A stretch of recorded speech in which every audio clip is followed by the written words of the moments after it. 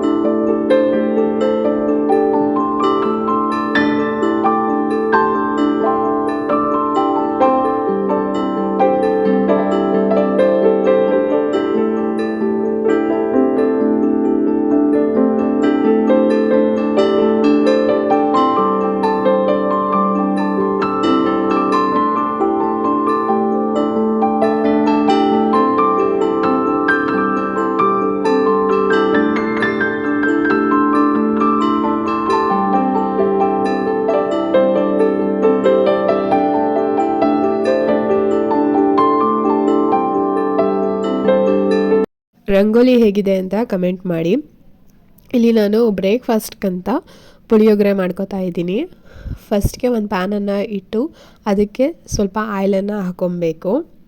ನನಗೆ ಸ್ವಲ್ಪ ಕೋಲ್ಡ್ ಆಗಿದೆ, ಊರಿಗೆ ಹೋಗಿದ್ದೆ ಜಾತ್ರೆಗೆ. ಆ ಲಾಗನ್ನು ನೆಕ್ಸ್ಟ್ ವಿಡಿಯೋದಲ್ಲಿ ಅಪ್ಲೋಡ್ ಮಾಡ್ತೀನಿ.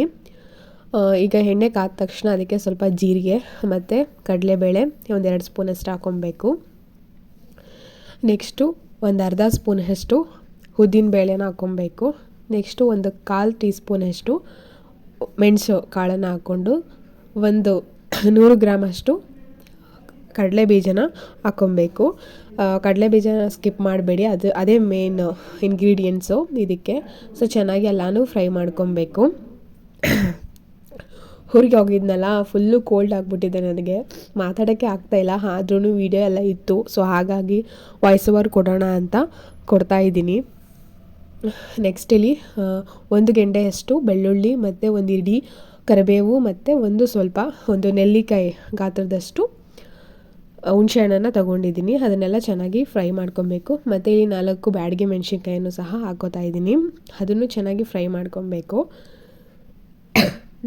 ಸಾರಿ.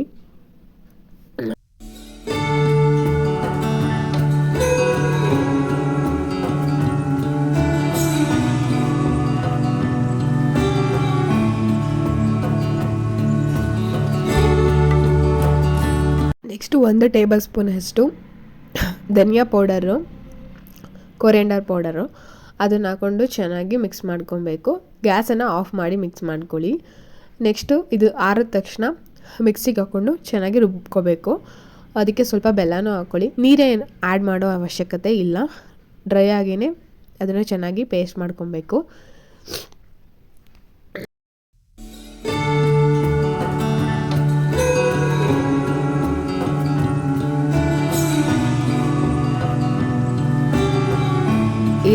ಈ ರೀತಿ ರುಬ್ಕೊಂಡು ನೆಕ್ಸ್ಟಲ್ಲಿ 1 ಕಪ್ಪಾಗಷ್ಟು ತೆಂಗಿನ ತುರಿ ಅಥವಾ ಕೊಬ್ಬರಿ ತುರಿಯನ್ನು ಸೇರಿಸ್ಕೊಬೇಕು.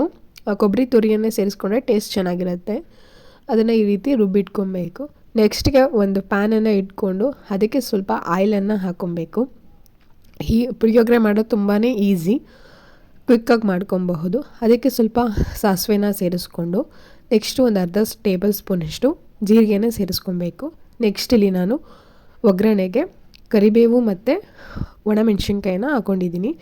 ಮತ್ತು ಒಂದು 7-8 ಗೋಡಂಬಿಯನ್ನು ಸಹ ಸೇರಿಸ್ಕೊಂಡೆ ಚೆನ್ನಾಗಿ ಫ್ರೈ ಮಾಡ್ಕೊಬೇಕು. ಮೀಡಿಯಮ್ ಫ್ಲೇಮಲ್ಲಿ ಇಟ್ಕೊಂಡು ಫ್ರೈ ಮಾಡ್ಕೊಳ್ಳಿ. ನೆಕ್ಸ್ಟ್ ನಾವು ರುಬ್ಬಿಟ್ಕೊಂಡಿರುವಂತಹ ಪೌಡರ್, ಪುಳಿಯೋಗರೆ ಪೌಡರ್ ಅಂತಲೂ ಹೇಳಬಹುದು, ಅದನ್ನು ನಮ್ಗೆ ಎಷ್ಟು ಬೇಕೋ ಅಷ್ಟನ್ನು ಹಾಕ್ಕೊಬೇಕು. ನಾನಿಲ್ಲಿ ಒಂದು 4 ಸ್ಪೂನಷ್ಟು ಹಾಕ್ಕೊಂಡಿದ್ದೀನಿ. ಚೆನ್ನಾಗಿ ಅದನ್ನು ಫ್ರೈ ಮಾಡ್ಕೊಬೇಕು.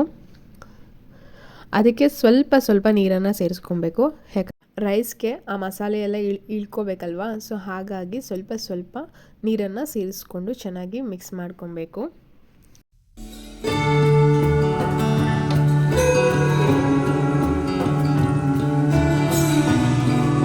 ನೆಕ್ಸ್ಟ್ ನಾನಿಲ್ಲಿ 1 ಟೇಬಲ್ ಸ್ಪೂನಷ್ಟು ಸಾಲ್ಟನ್ನು ಸೇರಿಸ್ಕೊತಾ ಇದ್ದೀನಿ, ಮತ್ತು 1 ಚಿಟಿಕೆ ಟರ್ಮರಿಕ್ ಪೌಡರನ್ನು ಸೇರಿಸ್ಕೊಂಡು ಚೆನ್ನಾಗಿ ಮಿಕ್ಸ್ ಮಾಡ್ಕೊತಾ ಇದ್ದೀನಿ. ಸ್ವಲ್ಪ ನೀರನ್ನು ಸೇರಿಸ್ಕೊಂಡು ಮಿಕ್ಸ್ ಮಾಡ್ಕೊತಾ ಇದ್ದೀನಿ.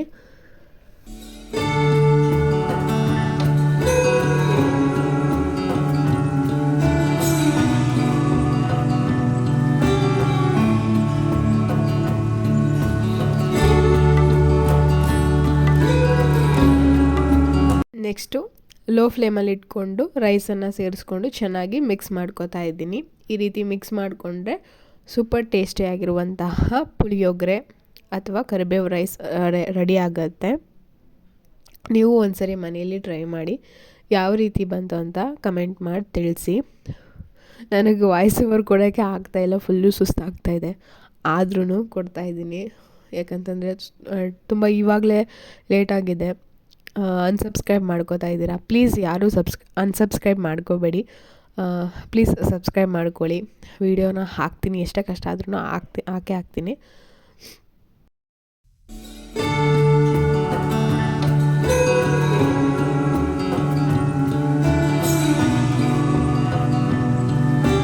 ತಿಂಡಿ ಎಲ್ಲ ತಿಂದ್ಕೊಂಡು ರೆಸ್ಟ್ ಏನು ಮಾಡಲಿಲ್ಲ, ಮನೆ ಕ್ಲೀನ್ ಮಾಡಿಕೊಂಡೆ. ಯಾಕಂತಂದರೆ ಜಾತ್ರೆ ಇದೆ ಶುಕ್ರವಾರ, ಹಾಗಾಗಿ ಮನೆಯೆಲ್ಲ ಕ್ಲೀನ್ ಮಾಡಿಕೊಂಡು ಸಂಜೆ ಪೂಜೆನೂ ಸಹ ಮುಗಿಸ್ಕೊಂಡೆ. ಯಾಕಂದರೆ ನಾನು ನಾಳೆ ಬೆಳಿಗ್ಗೆ ಎದ್ದ ತಕ್ಷಣ ಪೂಜೆ ಎಲ್ಲ ಮುಗಿಸ್ಕೊಂಡು ಮನೆ ಕ್ಲೀನ್ ಮಾಡಿಕೊಂಡು ಕೂರೋಕ್ಕಾಗಲ್ಲ. ಸೊ ಹಾಗಾಗಿ ಎಲ್ಲನೂ ಇವಾಗಲೇ ಕ್ಲೀನ್ ಮಾಡಿಕೊಂಡು ಪೂಜೆನೂ ಸಹ ಮುಗಿಸ್ಕೊಂಡೆ.